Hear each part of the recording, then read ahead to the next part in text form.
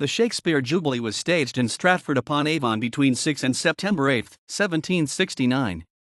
The Jubilee was organized by the actor and theatre manager David Garrick to celebrate the Jubilee of the birth of William Shakespeare. It had a major impact on the rising tide of bardolatry that led to Shakespeare's becoming established as the English national poet. Thomas Arne composed the song Soft Flowing Avon for the Jubilee. Stratford was at the time a town with around 2,200 inhabitants.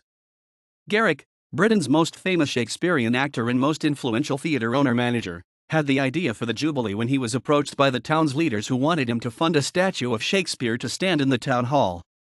Garrick planned a major celebration with major figures from London's cultural, political, and economic world attending. He oversaw the construction of a large rotunda, based on that in Ranelagh Gardens in London, which could hold 1,000 spectators.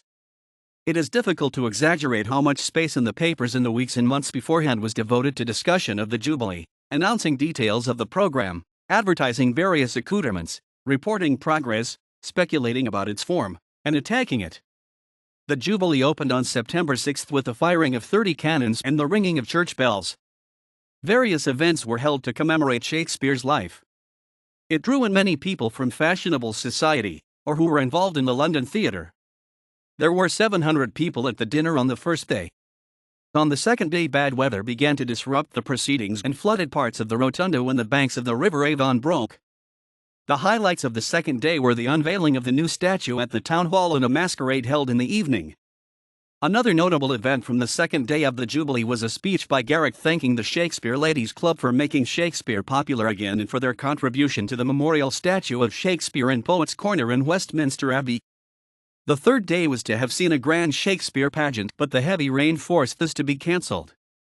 Garrick later staged the pageant in the Drury Lane Theatre with the music of Charles Dibdin, where it was a success, running for 90 performances. It was the first Jubilee celebration of the life of Shakespeare, although it was held more than 5 years after the bicentenary of his birth in April 1564.